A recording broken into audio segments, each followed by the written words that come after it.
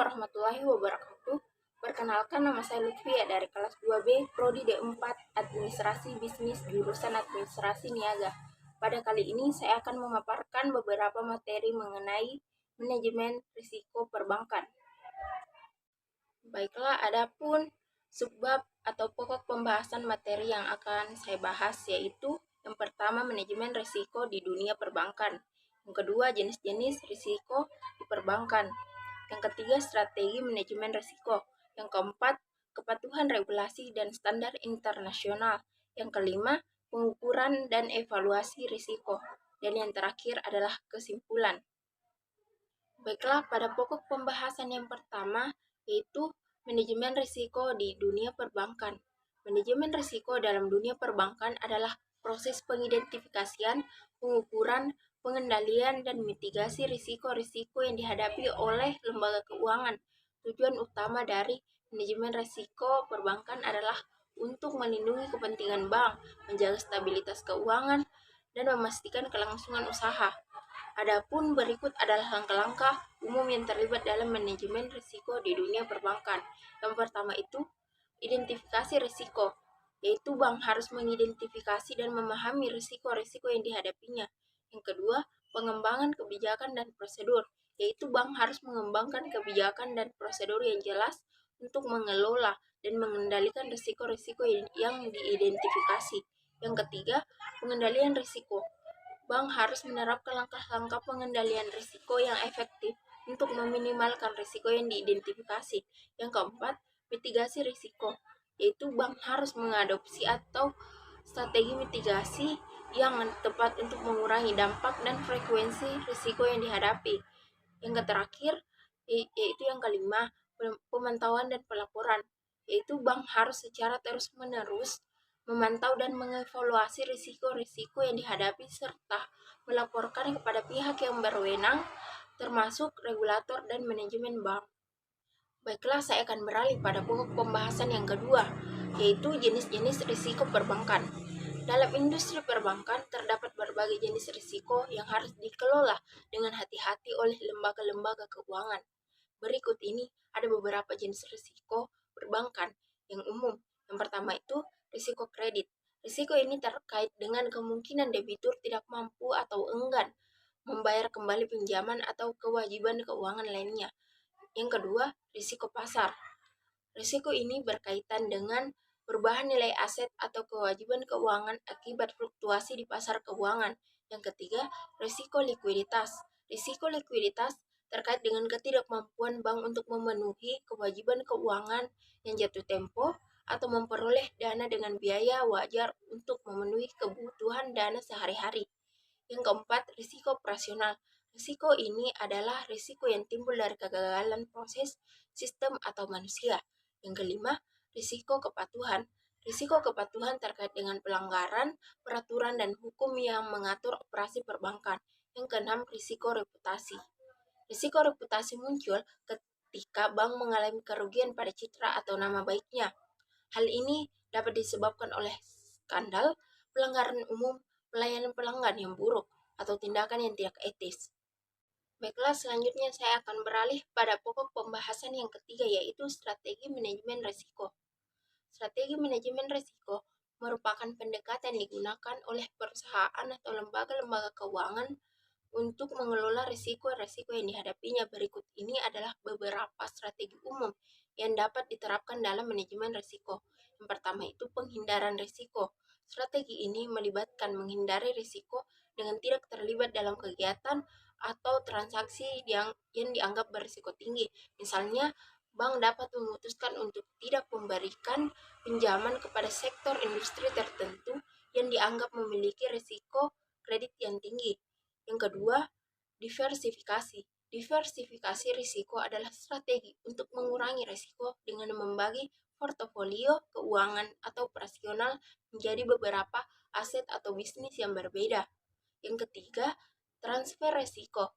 Strategi ini melibatkan mentransfer risiko kepada pihak lain seperti asuransi atau instrumen derivatif. Yang keempat, pengendalian risiko. Strategi ini melibatkan penggunaan pengendalian internal yang efektif untuk mengurangi risiko.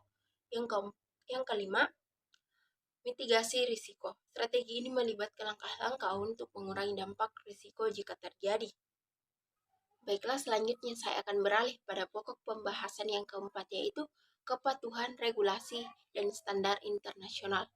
Kepatuhan terhadap regulasi dan standar internasional dalam konteks risiko perbankan yaitu sangatlah penting untuk menjaga stabilitas dan keberlanjutan industri perbankan. Adapun beberapa regulasi dan standar internasional yang relevan dalam risiko perbankan antara lain yang pertama, Basel Accords. Basel Accords adalah serangkaian perjanjian internasional yang dikeluarkan oleh Basel Committee on Banking Supervision, yaitu Komite Basel untuk pengawasan perbankan.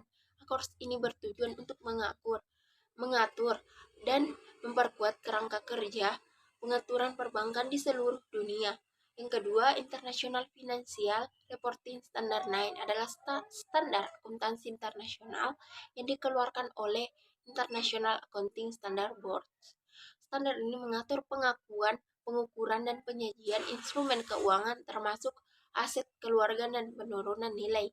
Yang ketiga, Financial Action Task Force on Money Laundering adalah organisasi antara pemerintah yang bertujuan untuk memerangi pencucian uang dan juga pendanaan teroris, termasuk identifikasi pelanggaran pemantauan transaksi, pelaporan yang mencurigakan, dan tindakan pencegahan lainnya.